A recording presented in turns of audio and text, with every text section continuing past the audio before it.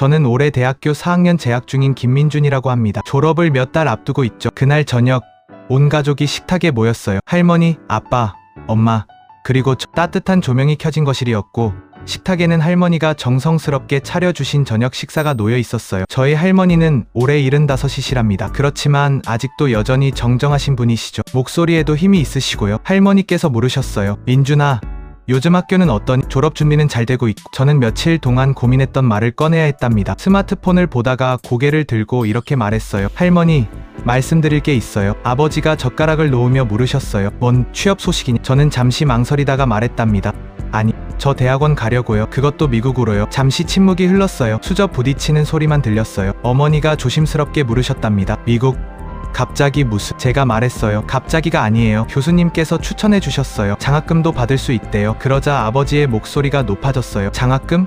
민준아, 내 나이가 몇인? 이제 취업해서 돈 벌어야지. 우리가 너 키우느라 얼마나 힘들었는지 아니? 어머니가 아버지의 팔을 잡으며 말했답니다. 여보, 일단 아이 얘기를 들어봐요. 할머니가 조용히 말씀하셨어요. 그래, 민준이 생각을 들어보자꾸나. 저는 이렇게 설명했어요. 인공지능 분야를 더 공부하고 싶어요. 지금 한국에선 기회가 많지 않아요. 미국에서 2년만 공부하고 오면. 아버지가 갑자기 말을 끊었어요. 2년? 그 2년 동안 내 친구들은 다 직장 잡고 경력 쌓는다. 그리고 나서 돌아와서 뭐 하게? 나이만 더 먹지. 저는 답답한 표정으로 말했어요. 아빠는 왜 항상 그렇게 생각하세요? 지금은 평생 직장 시대가 아니라고요. 아버지가 반박하셨어요. 그래, 평생 직장은 없지. 그러니까 더 빨리 경력을 쌓아야 하는 거 아니냐? 어머니가 말했어요. 두 분 다 그만하세요. 밥 먹다 체하겠어요. 할머니가 한숨을 쉬며 말씀하셨어요. 옛날에는 말이다. 부모가 하라는 대로 하면 됐는데. 제가 말했답니다. 할머니, 그게 옛날이잖아요. 분위기가 무겁게 가라앉았어요. 각자 밥을 먹었지만 대화는 끊겼고 저도 밥을 대충 먹고 제 방으로 들어갔어요. 책상 앞에 앉아 노트북을 켰죠. 화면에는 미국 대학교 입학 안내 페이지가 떠 있었어요. 마우스 커서가 지원하기 버튼 위에서 멈춰 있었지만 전 클릭할 수가 없었어요. 그때 친구에게서 카카오톡이 왔어요. 재현이라는 친구였는데, 야, 삼성 최종 합격했다. 너도 빨리 지원해 라는 메시지였어요. 저는 축하한다고 답장을 하려다가 그냥 화면을 껐답니다. 뭐라고 말해야 할지 모르겠더라고요. 그때 방문을 두드리는 소리가 들렸어요. 할머니 목소리였어요. 민준아, 잠깐 들어가도 되니? 네. 할머니 하고 대답하자 할머니가 들어오셨어요. 손에는 따뜻한 우유 한 잔을 들고 계셨고요. 이거 마시고 자거라. 너무 늦게까지 고민하지 말고. 할머니가 우유를 건네며 말씀하셨어요. 할머니도 저한테 취업하라고 하실 거예요? 제가 물었답니다. 할머니는 제 옆에 앉으시며 말씀하셨어요. 나는 말이 내 아버지가 너만 했을 때 생각이 나는구나. 아빠, 제가 너무 놀라서 물었습니다. 내 아버지도 대학 졸업하고 음악을 하고 싶다고 했었단다. 기타를 그렇게 좋아했거든. 아빠가요? 상상도 안 되는데요. 저는 정말 놀랐답니다. 항상 회사 이야기만 하시던 아버지가 음악을 좋아했다니요. 할머니가 옛날 이야기를 시작하셨어요. 그때가 1998년이었지. IMF 외환위기가 터진 해였어. 내 할아버지 회사가 부도가 났고 우리 집은 하루아침에 무너졌단다. 아무것도 남지 않았어. 집도 차도 저축한 돈도 다 날아갔지. 저는 그 이야기를 처음 들었어요. 할머니는 계속 말씀하셨어요. 내 아버지는 24이었어. 대학을 갓 졸업했지. 그때 내 아버지가 가방 하나 들고 집에 들어오더니 말하더구나. 엄마, 나 밴드 할 거예요. 친구들이랑 음악하면서 살고 싶어요. 오디션도 합격했어요. 그렇게 말했지. 그래서요. 제가 조심스럽게 물었습니다. 할머니가 한숨을 쉬셨어요. 난 그때 내 아버지한테 소리를 질렀단다. 정신 차려라. 지금 이 집이 어떤 상황인지 모르냐? 내 동생들 학비는 누가 되냐? 당장 이력서나 써. 그렇게 말했지. 할머니의 목소리가 떨렸답니다. 내 아버지는 그날 밤 기타를 치다가 기타 줄을 다 끊어버렸어. 하나하나 다 끊더구나. 그리고 다음 날부터 이력서를 쓰기 시작했단다. 작은 회사였지만 취직을 했고 그렇게 25년을 살아왔지. 그 말을 들은 저는 말을 잇지 못했답니다. 할머니, 그럼 아빠는 평생 하고 싶은 일을 못하신 거예요? 할머니가 고개를 끄덕이셨어요. 민준아, 할머니는 그때 그게 최선이라고 생각했어. 우리 시대에는 안정이 제일 중요했거든. 먹고 사는 게 급했어. 꿈? 그건 사치였단다. 배고픈 사람한테 꿈을 이야기하는 건 잔인한 일이었지. 할머니는 저희 손을 잡으셨답니다. 할머니의 손은 따뜻했지만 주름이 많았어요. 하지만 지금 생각하면 아들의 꿈을 꺾은 건 아닌가 싶어서 미안하구나. 가끔 내 아버지가 차 안에서 혼자 기타 치는 영상을 보고 있는 걸 봤단다. 아무도 모르게 혼자서 말이야. 그걸 볼 때마다 가슴이 아프더구나. 저는 할머니의 이야기를 들으며 울컥했습니다. 할머니가 말을 이었어요. 민준아, 내 아버지가 너한테 그렇게 말하는 건 자기가 못한 후회를 내가 하지 않았으면 하는 거란다. 다만 방법이 다를 뿐이지. 아버지는 내가 안정된 길을 가면 행복할 거라고 생각하시는 거야. 왜냐하면 아버지 자신은 그 길을 못 가봤으니까. 할머니, 그럼 저는 어떻게 해야 해요? 제가 물었습니다. 할머니가 웃으셨답니다. 그건 내가 결정해야지. 할머니가 대신 결정해줄 수는 없어. 다만 내 아버지 마음도 이해해주렴. 아버지는 너를 미워해서 반대하는 게 아니야. 너를 사랑해서 걱정하는 거란다. 할머니가 일어서시면서 저의 머리를 쓰다듬으셨어요. 그리고 방을 나가셨답니다. 저는 할머니의 뒷모습을 한참 바라봤어요. 그리고 다시 노트북 화면을 봤답니다. 여전히 지원하기 버튼이 거기 있었지만 이제는 다르게 보였어요. 한편 그 시각 부모님 침실에서는 이런 대화가 오갔답니다. 침대에 누워 계신 두 분. 아버지는 천장을 바라보고 계셨고 어머니는 책을 읽다가 책을 덮으셨어요. 어머니가 조심스럽게 물으셨습니다. 여보, 아직도 화나요? 아버지가 대답했어요. 화난 게 아니야. 답답한 거지. 내가 뭘 잘못 말했어? 당신 말도 맞아요. 하지만 민준이 말도 틀린 건 아니잖아요. 당신은 항상 아들 편이네. 아버지가 몸을 돌리며 말했답니다. 편을 드는 게 아니에요. 그냥 우리 때와는 세상이 많이 달라졌다는 거죠. 여보, 솔직히 말해봐요. 당신도 후회하는 거 있잖아요. 긴 침묵이 흘렀답니다. 뭐? 아버지가 물었어요. 음악이요. 당신 아직도 차 안에서 기타 치는 영상 보잖아요. 내가 다 알아요. 밤늦게 차고에 나가서 혼자 기타 치는 것도 알고 있어요. 어머니의 말에 아버지는 아무 말도 하지 못했답니다. 어머니가 다시 물었어요. 여보, 우리 아들이 당신처럼 평생 후회하면서 살았으면 좋겠어요? 짧은 대답이었답니다. 그럼 이야기를 해봐요. 명령이 아니라 대화로요. 당신도 한때는 23이었잖아요. 그때 당신 마음을 기억해봐요. 그날 밤 저희 가족은 각자의 방에서 잠들지 못했고 모두가 깊은 생각에 잠겼답니다. 다음날 아침이었습니다. 저는 평소보다 일찍 일어났어요. 잠을 설쳤거든요. 거실로 나갔더니 아버지가 소파에 앉아 계셨고 손에는 낡은 사진첩이 들려 있었어요. 민준, 이리 와서 앉아봐. 아버지가 조용히 말씀하셨어요. 제가 아버지 옆에 앉자 아버지는 사진첩을 펼치셨답니다. 거기에는 젊은 시절 아버지의 모습이 있었어요. 긴 머리에 기타를 메고 무대 위에서 노래하는 모습이었죠. 저는 그런 아버지를 본 적이 없었고 항상 짧은 머리에 정장을 입으신 모습만 봤거든요. 이게 1997년이야. 대학교 축제 무대였지. 그때가 내 인생에서 제일 행복한 순간이었던 것 같다. 아버지의 목소리가 조금 떨렸답니다. 제가 말하려 하자 아버지가 손을 들어 말을 막으셨어요. 민준아, 아빠가 어젯밤에 잠을 못 잤어. 너한테 한 말들을 계속 생각하면서 내가 너한테 꿈을 포기하라고 한 건 아닌가 싶었어. 아버지는 사진첩의 다음 페이지를 넘기셨는데 거기에는 무대 위에서 환하게 웃고 있는 아버지와 친구들의 모습이 있었어요. 이 친구들이 내 밴드 멤버들이었어. 기훈이는 드럼, 상철이는 베이스, 영호는 보컬이었지. 우리는 정말 잘 맞았어. 연습할 때는 시간 가는 줄 몰랐지. 아버지가 웃으셨답니다. 하지만 그 웃음은 슬퍼 보였어요. 1997년 11월에 우리 밴드가 큰 기획사 오디션에 합격했어. 정말 기뻤지. 드디어 프로 뮤지션이 될 수 있다는 생각에 날아갈 것 같았어. 집에 가서 어머니한테 말씀드리려고 했는데 아버지가 말을 멈추셨습니다. 그때 IMF가 터졌어. 12월이었지. 할아버지 회사가 하루아침에 문을 닫았어. 집에 빚쟁이들이 찾아왔고 어머니는 밤새 우셨어. 내 고모랑 삼촌은 아직 학생이었고 저는 아버지의 이야기를 조용히 들었답니다. 나는 오디션 합격 소식을 말씀드릴 수가 없었어. 그래서 그냥 포기했지. 밴드 친구들한테 전화해서 나 못하겠다고 했어. 친구들은 날 이해해줬어. 다들 힘든 시기였으니까. 아버지가 사진첩을 덮으셨습니다. 민준아, 아빠는 음악을 할 수 없었어. 그때는 선택의 여지가 없었거든. 가족이 굶어 죽게 생겼는데 기타를 칠 수는 없었어. 그래서 작은 회사에 취직했고 악착같이 일했지. 승진도 빨리 했어. 돈을 많이 벌어야 했거든. 하지만 민준아, 아빠는 지금도 가끔 생각해. 만약 그때 음악을 계속했다면 어땠을까? 하고. 물론 지금 삶이 나쁘다는 건 아니야. 너라는 아들도 있고 좋은 집사람도 있고. 하지만 그때 그 무대 위에서의 기분을 아빠는 평생 잊을 수가 없어. 아버지의 눈이 촉촉해졌답니다. 그래서 아빠가 너한테 취업하라고 한 거야. 안정된 직장이 있으면 후회하지 않을 거라고 생각했거든. 그게 아빠가 아는 유일한 방법이었어. 아빠 방식으로 너를 보호하고 싶었던 거지. 그런 아버지의 마음을 알고 저도 눈물이 났답니다. 아버지가 저희 어깨에 손을 올리셨어요. 민준아, 미안하다. 아빠가 틀렸어. 아빠의 후회를 내게 강요했구나. 내가 원하는 걸 해. 미국 가서 공부하고 싶으면 가. 다만 내가 선택한 길이니까 책임지고 끝까지 가야 해. 힘들어도 후회하지 말고 중간에 포기하지 말고. 아빠는 내가 선택한 길을 믿을게. 그리고 응원할게. 저는 23살이 되도록 아버지 앞에서 울어본 적이 없었답니다. 하지만 그날 아침 처음으로 아버지 앞에서 울었어요. 아버지가 우는 저를 안아주셨답니다. 민준아, 아빠가 못 이룬 꿈을 너는 꼭 이뤄라. 그게 뭐든 간에. 그게 음악이든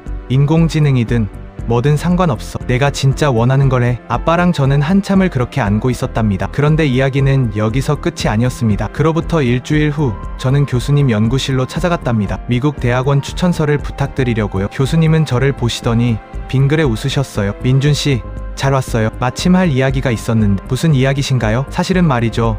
최근에 국내 대기업에서 연락이 왔어요. 새로운 AI 연구소를 만드는데 우리 연구실 학생들을 추천해달라고 하더라고요. 연봉도 괜찮고 연구 환경도 아주 좋아요. 최신 장비도 다 갖춰져 있고요. 저는 당황했답니다. 그래서 민준 씨 생각이 났어요. 미국 가는 것도 좋지만 이 기회도 놓치기 아까운데 물론 선택은 민준 씨가 하는 거지만 교수님이 말씀하셨답니다. 저는 연구실을 나와서도 한참을 멍하니 서 있었답니다. 미국?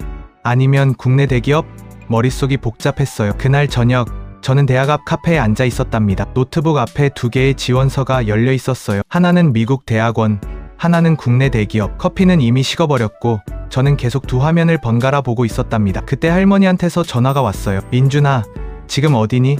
할머니가 지금 내 근처인데 잠깐 볼 수 있을까? 네, 할머니. 저 학교 앞 카페에 있어요. 10분 후 할머니가 카페에 들어오셨답니다. 손에는 낡은 가방을 들고 계셨어요. 민준아, 할머니가 너한테 줄 게 있어. 할머니는 가방에서 오래된 다이어리를 꺼내셨답니다. 표지가 많이 헤어진 다이어리였어요. 이건 내 아버지 다이어리야. 대학교 다닐 때 쓰던 거지. 아버지가 오래전에 할머니한테 맡겼는데 오늘 내게 줘야겠다 싶었어. 할머니는 다이어리의 한 페이지를 펼쳐 보여주셨답니다. 거기에는 아버지의 글씨로 이렇게 적혀 있었대요. 1997년 11월 3일 오늘 밴드 오디션에 합격했다. 드디어 프로 뮤지션이 될 수 있다. 내일 엄마한테 말씀드려야 하는데 어떻게 말씀드리지? 엄마는 안정된 직장을 원하시는데 하지만 나는 음악이 좋다. 무대 위에 설 때가 제일 행복하다. 꼭 성공해서 엄마를 안심시켜드리고 싶다. 나는 할 수 있다. 나는 해낼 것. 저는 아버지의 젊은 날의 글을 보며 가슴이 뭉클했습니다. 할머니가 다음 페이지를 넘기셨어요. 1997년 12월 20일 IMF가 터졌다. 아빠 회사가 망했다. 집에 빚쟁이들이 찾아왔다. 동생들이 울고 있다. 엄마가 밤새 우신다. 난 오디션을 포기해야 할 것 같다. 친구들한테 뭐라고 말하지? 기훈아, 상철아, 영호야, 미안해. 나 때문에 너희까지 힘들게 하고 싶지 않아. 미안하다. 나의 꿈. 안녕. 마지막 줄은 글씨가 번져 있었답니다. 아마도 눈물 때문이었겠죠. 할머니가 저의 손을 잡으셨어요. 할머니의 손은 여전히 따뜻했답니다. 민준아, 내 아버지는 꿈을 포기한 게 아니야. 다른 꿈을 선택한 거지. 가족을 지키는 꿈을 말이다. 그것도 훌륭한 꿈이란다. 저는 고개를 숙였어요. 할머니가 계속 말씀하셨답니다. 할머니가 너한테 이걸 보여주는 이유는 선택에는 정답이 없다는 걸 알려주고 싶어서야. 내 아버지는 음악을 포기했지만 대신 아름다운 가정을 꾸렸단다. 너라는 멋진 아들도 키웠고 그것도 의미 있는 삶이야. 하지만 할머니, 아빠는 후회하고 계시잖아요. 하고 제가 말씀드렸더니 할머니가 고개를 끄덕이셨어요. 그 후회도 했겠지. 하지만 민준아, 우리는 살면서 어떤 선택을 하든 후회를 하게 돼 있어. 만약 그때 다른 선택을 했다면 생각은 누구나 하거든. 할머니는 창밖을 바라보셨습니다. 할머니도 후회하는 게 있어. 내 아버지한테 그렇게 심하게 말하지 말걸 하는 후회. 하지만 그때는 그게 최선이라고 생각했어. 지금 돌아보면 다르게 보이지만 그때 그 순간에는 그게 최선이었단다. 할머니가 다시 저를 바라보시며 말하셨어요. 민준아, 미국을 가든 한국에 있든 그게 중요한 게 아니야. 내가 선택한 길에서 최선을 다하는 게 중요한 거지. 그리고 선택하지 않은 길은 항상 아름답게 보이는 법이야. 만약 그 길을 갔다면 더 좋았을 텐데 하고 생각하게 되지. 하지만 민준아, 내가 선택한 길도 충분히 아름다울 수 있단다. 내가 그 길을 어떻게 걷느냐에 달려있지. 할머니의 말씀에 저는 깊이 생각에 잠겼습니다. 할머니, 그럼 제가 어떤 선택을 해도 후회하게 될까요? 어쩌면 그럴 수도 있지. 하지만 중요한 건 후회를 하지 않는 게 아니야. 후회를 해도 괜찮다는 거지. 왜냐하면 그건 내가 진심으로 고민하고 선택했다는 증거니까. 할머니가 일어서시며 저의 머리를 쓰다듬으셨어요. 민준아, 천천히 생각해봐. 급할 건 없어. 그리고 어떤 선택을 하든 할머니는 내 편이야. 아버지도 어머니도 마찬가지고. 할머니가 카페를 나가시는 뒷모습을 보며 저는 많은 생각을 했답니다. 그날 밤 저는 혼자 오랜 시간 걸었답니다. 대학 캠퍼스를 천천히 걸으면서 지난 4년을 떠올렸어요. 처음 입학했을 때의 설렘, 밤새 공부하던 시험 기간들,